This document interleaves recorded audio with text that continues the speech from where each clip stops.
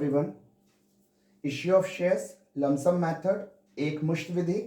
इस मेथड में जो शेयर्स की फेस वैल्यू है वो हम एप्लीकेशन के साथ एक साथ ले लेते हैं, इसीलिए हम इसको एक मुश्त एक बार का पेमेंट बोलते हैं। अब लमसम मेथड में भी आप किस तरह से इश्यू कर रहे हैं, 10 रुपए वाला शेयर 10 रुपए दे रहे हैं या 10 रुपए वाले शेयर को आप 12 रुपए 13 रुपए में इश्यू कर रहे हैं। अगर 10 रुपए वाला शेयर 10 रुपए में इश्यू कर रहे हैं तो उसे हम एट पार सममूल्य बोलते हैं, और अगर 10 रुपए वाला शेयर आपने 13 रुपए में दिया है तो उसे हम प्रीमियम अधिमूल्य बोलते हैं। तो पहले हम क्वेश्चन करते हैं एट पार सममूल्य का। क्वेश्चन देख लेते हैं। ABC limited issued 20,000 shares of ₹10 each at par. अगर आप एट पार वर्ड नहीं लिखते तब भी एट पार माना जाता, क्योंकि क्वेश्चन में जब तक प्रीमियम वर्ड ना हो तो हम उसको प्रीमियम नहीं मानते हैं। The whole amount was payable on application. तो ये लाइन कह रही है कि पूरा पैसा आपको अप्लाई करते समय देना पड़ेगा, तो एक बार में पूरा पैसा देना है। ये लमसम मेथड की पहचान है। Public applied for all the shares. आपने 20,000 शेयर्स के लिए ऑफर दिया था और पब्लिक ने पूरा ऑफर एक्सेप्ट कर लिया। Next, and the shares were duly allotted. और जिस तरह से इसकी प्रोसेस होती है उस तरह से इनको शेयर्स अलॉटेड भी कर दिए गए हैं। Pass the necessary journal entries in the books of company. हमें कंपनी की बुक में जर्नल एंट्रीज पास करनी है। इस चैप्टर में मोस्टली जर्नल एंट्रीज ही हैं। नेक्स्ट, एबीसी लिमिटेड ने 20,000 अंशों को प्रत्येक 10 रुपए का सममूल्य पर निर्गमित किया। अगर यहाँ पे अधिमूल्य होता तो फर्क पड़ता, और अगर आप सममूल्य नहीं भी लिखते तब भी वो सममूल्य ही माना जाता। सममूल्य पर निर्गमित किया। संपूर्ण राशि आवेदन पर दे थी। अब देखिए, संपूर्ण राशि आवेदन दैट इज एप्लीकेशन के टाइम पे पूरा पैसा देना था।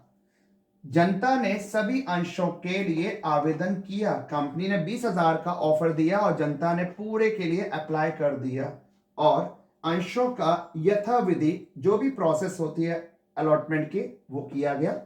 अलॉटमेंट को हिंदी में आवंटन कहते हैं। कंपनी की पुस्तकों में आवश्यक जर्नल प्रविष्टियां कीजिए। तो कंपनी एक बार में पूरा पैसा ले रही है, इसलिए हमें 2 एंट्रीज करनी है। इन द बुक्स ऑफ, किस कंपनी की बात कर रहे हैं? ABC limited. क्वेश्चन में अगर कंपनी का नाम है तो इन the books of ABC limited, और कंपनी का नाम अगर नहीं होता तो हम डायरेक्टली जर्नल एंट्रीज लिखते हैं। क्वेश्चन में अगर यहां पर कहीं इक्विटी वर्ड, समता वर्ड होता तो जर्नल एंट्रीज में जहां जहां हम शेयर वर्ड लिखते हैं उसके पहले हम इक्विटी वर्ड यूज कर लेते हैं, लेकिन इस क्वेश्चन में नहीं लिखा है तो हम डायरेक्टली शेयर्स भी लिख सकते हैं। और अगर यहाँ पे इक्विटी वर्ड होता तो हर एंट्री में हम इक्विटी वर्ड पहले लिखते और शेयर वर्ड को बाद में लिखते। क्योंकि लमसम मेथड है तो लमसम मेथड में मैक्सिमम 2 एंट्रीज होती हैं। पहला पैसा आने की एंट्री और दूसरा उसको कैपिटल में ट्रांसफर करने की एंट्री। तो अब हम एंट्रीज करते हैं। एंट्री नंबर 1, क्योंकि कंपनी को पैसा मिल रहा है इसीलिए बैंक अकाउंट डीआर जो आता है उसे डेबिट करते हैं। ये रियल अकाउंट का फंक्शन है, व्हाट कम्स इन डेबिट। और जो पैसा हमें मिल रहा है वो किस बात का मिल रहा है? वो एप्लीकेशन का पैसा मिल रहा है, और एप्लीकेशन का पैसा लेके ही हम तुरंत अलॉट भी कर रहे हैं। तो ये एप्लीकेशन का पैसा और ये अलॉटमेंट का। 20,000 शेयर्स हैं, एक शेयर पे 10 रुपए आया, तो पब्लिक ने आपको कितने रुपए पे किए? 2 लाख, और यहां पर भी 2 lakh. Being share application money received. तो ये एप्लीकेशन का पैसा आने की एंट्री हो गई। नाउ कंपनी का मोटिव क्या था? कंपनी का मोटिव था शेयर बेच के कैपिटल बनाने का, मींस शेयर कैपिटल। तो अभी पैसा किस में रखा हुआ है? शेयर एप्लीकेशन में। अब इससे पैसा निकाल के हमें कैपिटल में ट्रांसफर करना है, तो सेकंड एंट्री आ जाएगी। जब एप्लीकेशन का पैसा आया था उसे क्रेडिट किया गया था, अब उसको वहां से निकालना है तो उसको डेबिट कर लेंगे। तो अब एंट्री हो जाएगी share application and allotment account DR. Allotment मैंने शॉर्ट में लिख दिया है। कितने रुपए आप निकाल रहे हैं वहां से? 2 लाख रुपए। और इस 2 लाख को हम कहां ट्रांसफर कर रहे हैं? हम इसको ट्रांसफर कर रहे हैं, जो कंपनी का मेन मोटिव था, उद्देश्य था कैपिटल बनाने का, टू शेयर कैपिटल अकाउंट।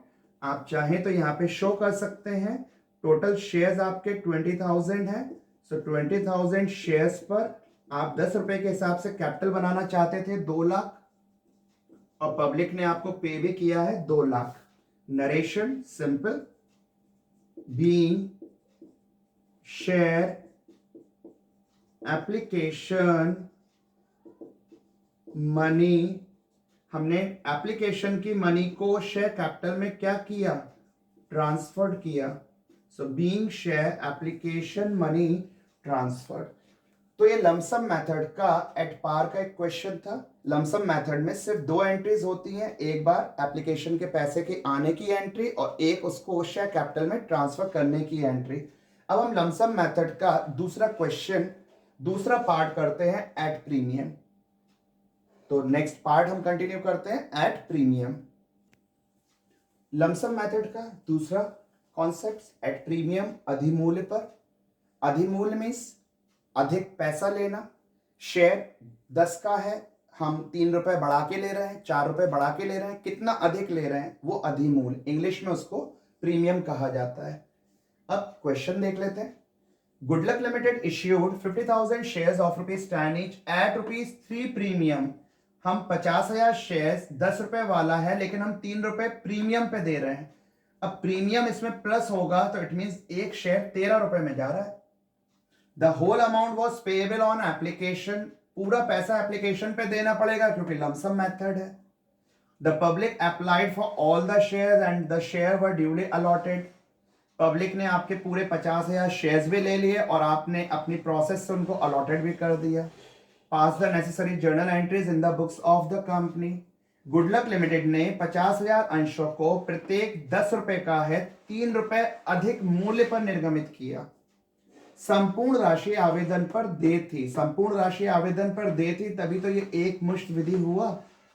जनता ने सभी अंशों के लिए आवेदन किया, आपने 50,000 का ऑफर दिया, उन्होंने पूरा एक्सेप्ट कर लिया और आपकी जो भी प्रक्रिया थी आवंटन की, आपने उन्हें अलॉट कर दिया। कंपनी की पुस्तकों में आवश्यक जर्नल प्रविष्टियां कीजिए। चलिए, इसकी भी 2 एंट्रीज ही होंगी क्योंकि लमसम मेथड में सिर्फ 2 एंट्रीज होती हैं। अब किस कंपनी के लिए हम एंट्रीज कर रहे हैं, इन the books of good luck limited. अगर कंपनी का नाम गिवन है तो हम इस लाइन का यूज करेंगे, अन्यथा हम जर्नल एंट्रीज। अब पहली एंट्री, आपने शेयर 10 वाला 10 में दिया हो या 10 वाला शेयर 13 में दिया हो, पब्लिक ने तो आपको पैसा दिया है, 10 वाले में 10 के हिसाब से दिया होगा और 13 रुपए में 13 रुपए के हिसाब से। तो पहली एंट्री पर इसका कोई प्रभाव, कोई इंपैक्ट नहीं पड़ेगा। ये पहली एंट्री जैसे हो रही थी वैसे ही होगी। तो पिछले क्वेश्चन में भी हमने यही एंट्री लिखी थी, अभी भी हम वही एंट्री लिख रहे हैं। बैंक अकाउंट या to share application and allotment account. 50,000 shares 10 रुपए के हिसाब से अगर हम लेते तो ये 5 लाख हो जाता, लेकिन आप 3 रुपए और एक्स्ट्रा ले रहे हैं, तो इसका मतलब 10 वाला शेयर 10 में नहीं 13 रुपए में गया, तो हम 13 रुपीज का इंटू करेंगे 50,000 में, तो कितना हो जाएगा, 5 इंटू 10 कर रहा है, 5 लाख तो ये मिल रहा है, और यहां से 3 के हिसाब से एक्स्ट्रा 1.5 लाख और मिल रहा है, तो 5 लाख एंड 1,50,000, तो टोटल आपको पब्लिक से मिला है 6,50,000, 6,50,000। Being share application money received now.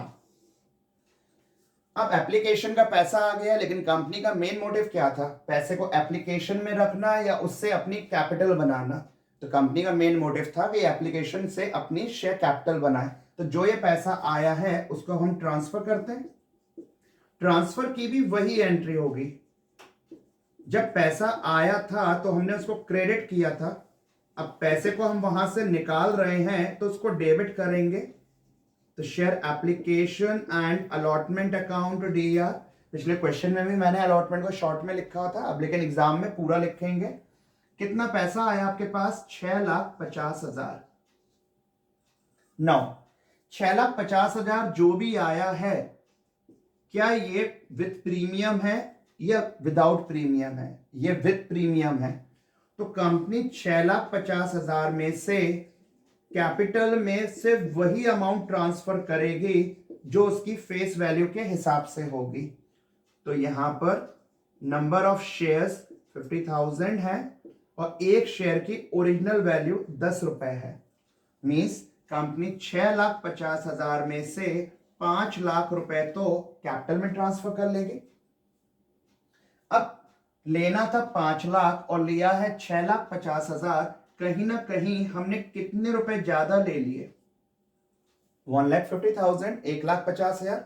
ये 1,50,000 कंपनी का प्रॉफिट हो गया और कंपनी प्रॉफिट को क्रेडिट करेगी और उसको एक नया नाम देगी एसपीआर अकाउंट, और उसी एसपीआर अकाउंट को हम लोग कहते हैं सिक्योरिटी प्रीमियम रिजर्व अकाउंट। हम चाहें तो इसके नीचे भी वर्किंग दिखा सकते हैं। 50,000 शेयर्स पर प्रीमियम 3 के हिसाब से 1.5 लाख रुपए मिला। अब नरेशन में हम कोई चेंज नहीं करेंगे, नरेशन हम पुराना वाला ही चलाएंगे। Being share application money transferred. अब कहां ट्रांसफर्ड हुआ वो तो अंडरस्टूड है कि शेयर कैपिटल में हुआ और सिक्योरिटी प्रीमियम में हुआ है। तो ये आपका क्वेश्चन जो था ये प्रीमियम का था। इससे पहले जो क्वेश्चन कराया गया था वो एट पार का कराया गया था।